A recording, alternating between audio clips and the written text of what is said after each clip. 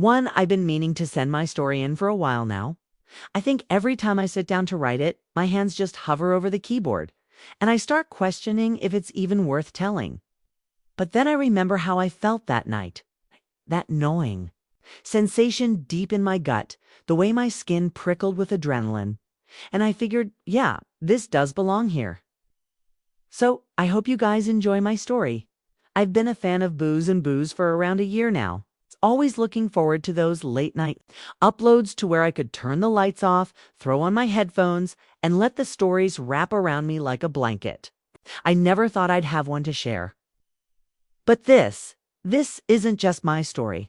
It's something that happened to me and a corker back when I was fresh out of high school, working late night shift at a home improvement store. A big one. I'm sure you can guess the name? Between the two of us, I think she got the worst of it.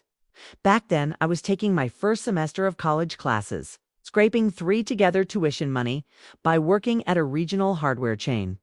It wasn't anything glamorous, running a register, handling inventory, mopping up whatever messes customers would leave behind, but it was pretty easy work. I liked most of my coworkers, and the pay was decent, and most nights were uneventful. Keyword there being most nights. This one in particular was a pretty slow evening. Everyone was watching the clocks and none of them were moving. We were around an hour from closing. The store had that eerie half-4 empty atmosphere that only big retail spaces get after dark. The lights above my head buzzed, casting this sick glow over the aisles, and the air smelled like sawdust and metal. The customers left in the building were the usual stragglers, contractors grabbing last-minute supplies, couples arguing over paint samples, that sort of thing. I was finishing up her return at customer service when she walked up to me. Let's call her Hannah. She was one of the newer hires, maybe a year or two older than me, and usually pretty 5 upbeat. But that night she looked kind of different, tight-lipped, stiff-shouldered. Her eyes darted around like she was expecting something to lunge at her out from the shadows. "Hey," she said, low enough that I could only hear her. "Can you, walk with me for a little bit?" I raised an eyebrow. "What's up?" She swallowed and glanced over her shoulder. "I think I'm being followed." That snapped me to attention. She told me about this man, a big guy, older with a greasy baseball cap and a stare that made her skin crawl. He'd approached her in plumbing, asking her for her help to find a part. Nothing weird at first, but then he just didn't leave. Every time she tried to step away, he found another excuse to keep her there.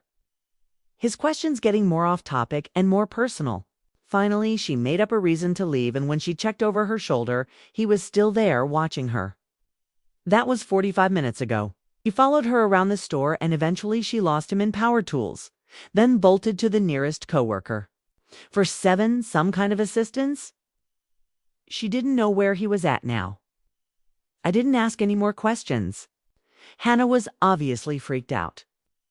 And if there was even a chance that some creep was lurking about, I wasn't about to let her wander the store alone. Honestly, this was more exciting than anything work-related anyway. So I prefer to run interference than actually close the store. "Come on," I said, grabbing a clipboard from the counter. Let's look busy."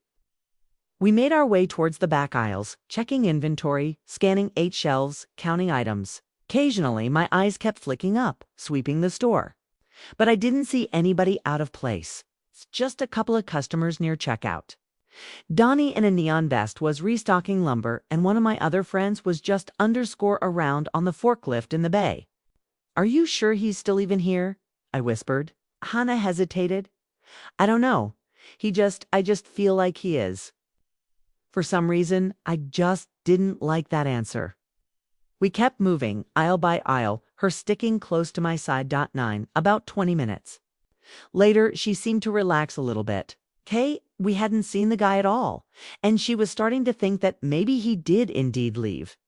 This actually proved to be 2 birds with 1 stone because we got a lot of that light inventory work done. And then that's when I saw him. I was standing near the aisle end cap, watching my buddy do these slow, lazy donuts in the forklift out in lumber, shaking my head at his stupidity. Then I turned back to check on Hannah, only to spot him. He was lurking at the mouth of Tenon Aisle, half shielded by the end cap display. Was a big man, mid-50s, with a broad chest and slumped shoulders, dressed in these dark jeans and a windbreaker. His baseball cap was pulled really low, but I could see the way he was looking at her. I could also see that this guy was jacked beneath that jacket. Even with the extra layer, his arms were 3 times the size of mine. He stared at Hannah, fixed, unblinking.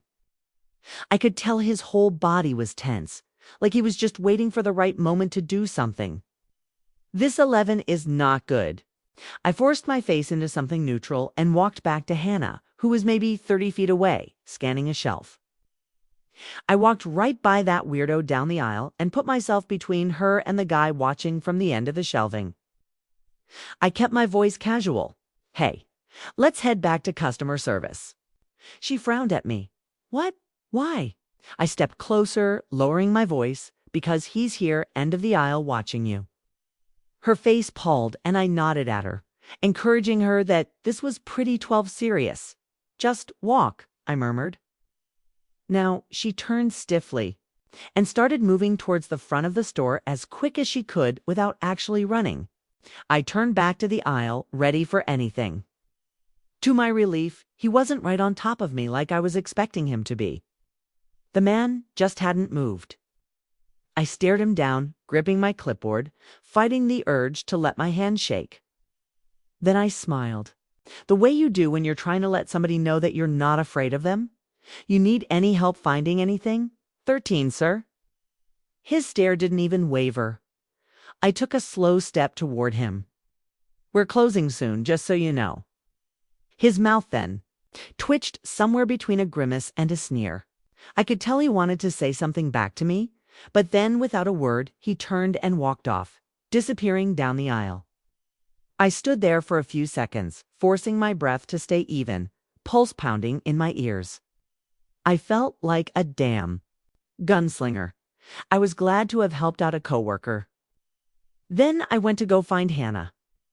She was back at customer 14 service, gripping the counter, body rigid. A small crowd of assistant managers had gathered around her. "Is he gone?" I hesitated. "I don't know. I hope so." "Jesus," she muttered, pressing her hands over her face. "That guy's been watching me all night. Yeah, he's super creepy. He didn't even say a word to me."